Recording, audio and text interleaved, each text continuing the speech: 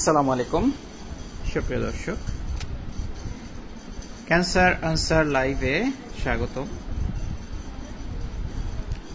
আপনারা জানেন যে আমি সাপ্তাহিক ক্যান্সার আনসার লাইভ করে থাকি, যার উদ্দেশ্য হচ্ছে ক্যান্সার সম্পর্কিত মৌলিক সাধারণ জ্ঞান, যেটা মৌলিক প্রয়োজনীয় সেটা সাধারণ মানুষের দোরগোড়ায় পৌঁছে দেওয়া এবং ক্যান্সার সম্পর্কিত যত ভুল ধারণার অবনোদন করা, এবং একই সাথে একজন ক্যান্সার আক্রান্ত ব্যক্তি তিনি যাতে আমাদের সমাজে একজন স্বাভাবিক মানুষ হিসেবে, স্বাভাবিক ক্যান্সার রোগী হিসেবে তিনি যে জীবনযাপন করতে পারেন সে বিষয়ে একটি অনুকূল পৃথিবী গড়ে তোলা।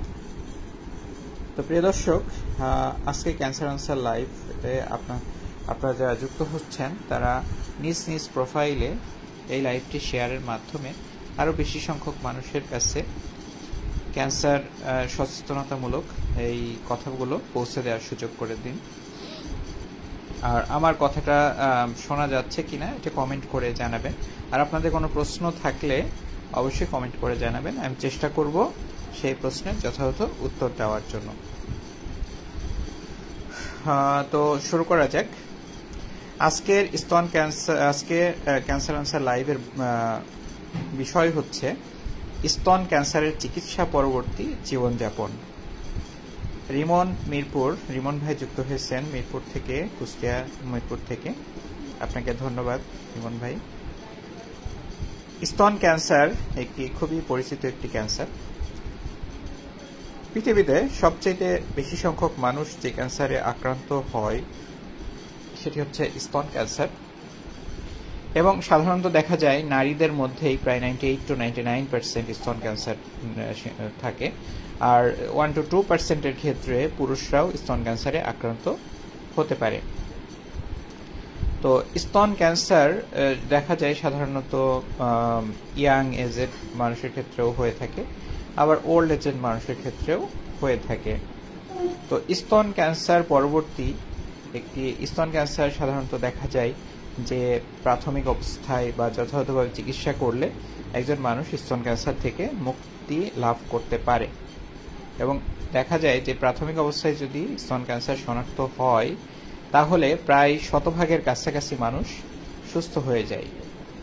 সুতরাং স্তন ক্যান্সার পরবর্তী জীবনযাপন এটি আসলে খুবই গুরুত্বপূর্ণ, এই কারণে যে স্তন ক্যান্সার চিকিৎসার পর একজন মানুষ দীর্ঘদিন বেঁচে থাকেন বা তিনি সুস্থ হয়ে যান। তো স্তন ক্যান্সার যারা চিকিৎসা নিয়েছেন তাদের পরবর্তী জীবনযাপন, তারা যাতে আবার স্বাভাবিক জীবনে ফিরে আসতে পারেন সেজন্য তাদের কি কি করণীয়। 1 নম্বর হচ্ছে ফলো আপ অ্যান্ড প্রিভেনশন, অর্থাৎ তিনি নিয়মিতভাবে ডাক্তারের কাছে, তার চিকিৎসাধীন যে ডাক্তারের আন্ডারে তিনি ছিলেন তার কাছে তিনি নিয়মিতভাবে ফলো আপ করাবেন। ফলো আপ জিনিসটা কি? তিনি প্রতি 2 বছর, প্রথম 2 বছর তিনি প্রতি 2 মাস অন্তর অন্তর ডাক্তারের কাছে যাবেন। পরবর্তী 3 বছর তিনি 3 থেকে 6 মাস অন্তর অন্তর তিনি ডাক্তারের কাছে যাবেন। এর পরবর্তী 2 বছর অর্থাৎ 5 বছর পর্যন্ত তিনি 6 মাস অন্তর অন্তর তিনি ডাক্তারের কাছে যাবেন, এবং তারপরে তিনি প্রতি বছরে অন্তত একবার তার ডাক্তারের কাছে তিনি ফলো আপ করাবেন। তো স্তন ক্যান্সার ফলো আপ করা, এই সময় একজন চিকিৎসকের কাছে আপনি যখন যাবেন তিনি আপনাকে কি করবেন, তিনি আপনার ক্লিনিক্যাল, আপনার শারীরিক অসুবিধা, এগুলো কথাগুলো আপনার কাছ থেকে শুনবেন এবং প্রয়োজনীয় পরীক্ষা নিরীক্ষা তিনি করতে দিবেন, এবং আপনার রোগটা যাতে ফিরে না আসে সেজন্য যথোপযুক্তভাবে তিনি আপনাকে পরামর্শ দিবেন।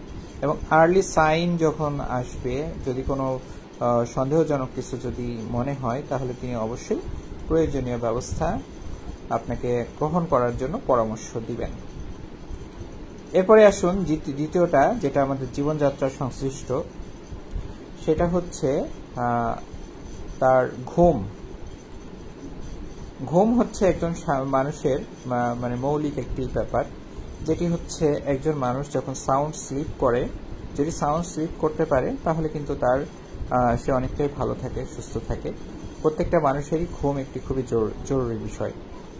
আমরা যদি বলি যে আমাদের বায়োলজিক্যাল ক্লক, যেটা আমাদের শরীরে একটি সময় রয়েছে, যেটা হচ্ছে কর্টিকোস্টেরয়েড নামক এক ধরনের হরমোন আছে, যেটা আমাদের রিলিফ দেয়।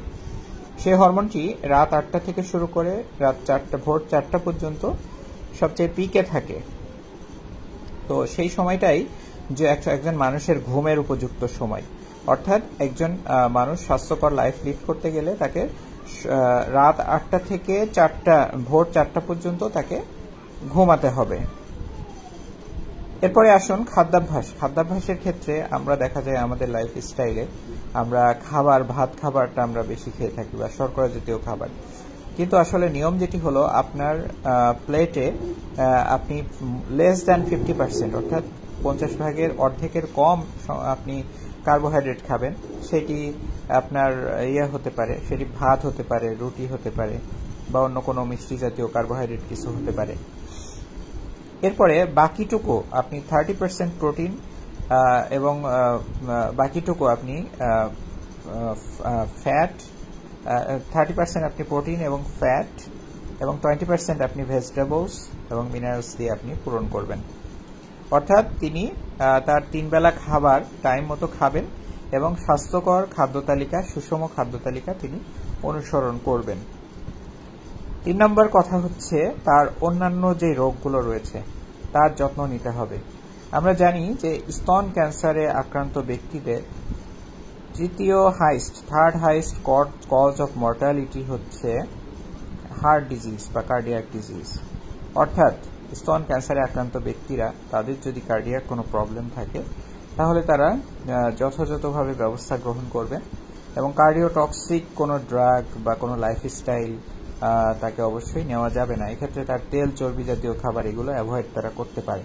এবং কার্ডিয়াক কোনো প্রবলেম হলো কিনা নিয়মিত পরীক্ষা নিরীক্ষা করতে হবে। আমরা বলে থাকি প্রতি 3 মাস অন্তর একটি ইকোকার্ডিওগ্রাফি পরীক্ষা করা প্রয়োজন হয়, কারণ স্তন ক্যান্সার চিকিৎসার সময় আমরা কিছু মেডিসিন দিয়ে থাকি, তো সেইগুলো তার ভিতরে কিছু কিছু কার্ডিওটক্সিক মেডিসিনও থাকে।